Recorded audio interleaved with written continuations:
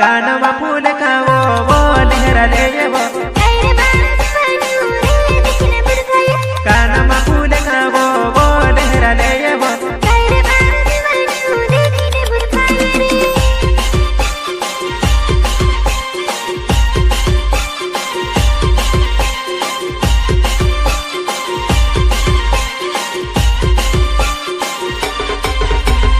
आर पार न जुवाना ऊंची नची होइली वो